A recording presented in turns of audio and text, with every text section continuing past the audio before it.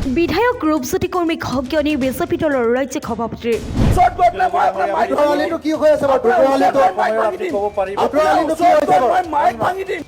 BJP দলৰ সংস্কাৰৰ লগত বিধায়ক ৰূপজ্যোতি কৰ্মীৰ আচৰণৰ যথেষ্ট পাৰ্থক্য আছে বুলি লিখিত আকাৰে জনোৱা হ'ল। কেৱল সদনত ক্ষমা বিচাৰিলেই নহ'ব, জনসাধাৰণৰ ওচৰতো ক্ষমা বিচাৰিব লাগিব ৰূপজ্যোতি কৰ্মীয়ে।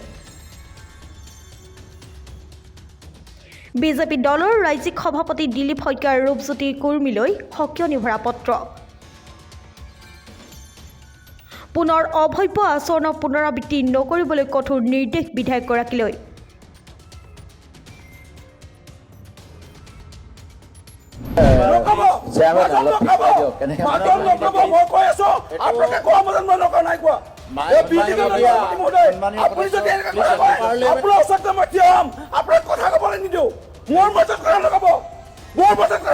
বিধায়ক ৰূপজ্যোতি কৰ্মী আচৰণ সদনৰ পৰম্পৰা পৰিপন্থী নহয় বুলি উল্লেখ কৰে পত্ৰখনত।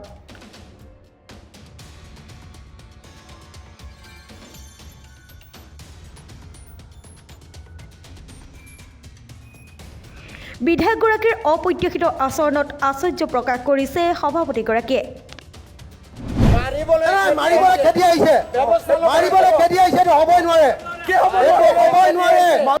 বিজেপিৰ সংস্কাৰৰ লগত ৰূপজ্যোতিৰ আচৰণৰ যথেষ্ট পাৰ্থক্য আছে বুলি তাৎপৰ্যপূৰ্ণ মন্তব্য কৰিছে চিঠিখনত।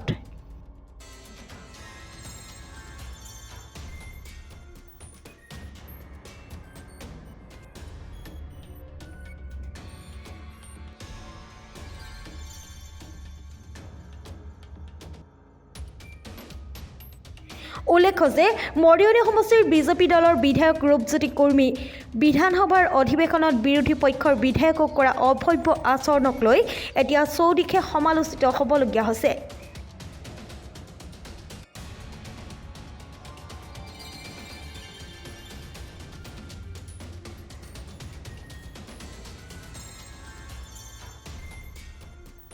তেনে এটা সময়ত বিজেপি দলৰ সভাপতিগৰাকীৰ এই পত্ৰখনক লৈ এতিয়া প্ৰবল চৰ্চাত।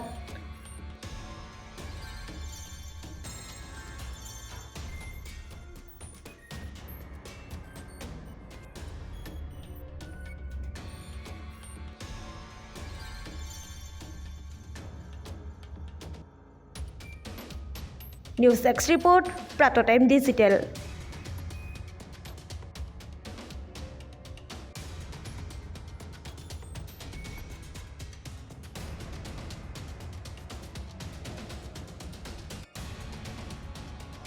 অসমৰ সংবাদ জগতখনৰ বাবে এক সুখৰ খবৰ। আপোচবিহীন ৰাইজৰ কণ্ঠ সাপ্তাহিক কবচ পুনৰ এবাৰ অসমৰ ৰাইজৰ মাজলৈ। স্বত্বাধিকাৰী প্ৰণীতা কলিতাৰ দ্বাৰা প্ৰকাশিত আৰু আপোচবিহীন একাংশ নপুৰণি অভিজ্ঞতাপুষ্ট সাংবাদিকৰ দ্বাৰা প্ৰচাৰিত তথা eco printing press Guwahati Katabari গড়চুকত মুদ্ৰিত সাপ্তাহিক কবচ এতিয়া অসমৰ বিভিন্ন প্ৰান্তত উপলব্ধ। আমাৰ ঠিকনা মুখ্য কাৰ্যালয় অসম ফৰেষ্ট স্কুল, হৰি মন্দিৰ পথ, গুৱাহাটী আৰু উপ কাৰ্যালয় Kalita market, Bijaynagar, Kamrup, Assam. Mobile number হৈছে 9435114666 70024728813। আমাৰ ইমেইল আইডি হৈছে kobos2025@gmail.com।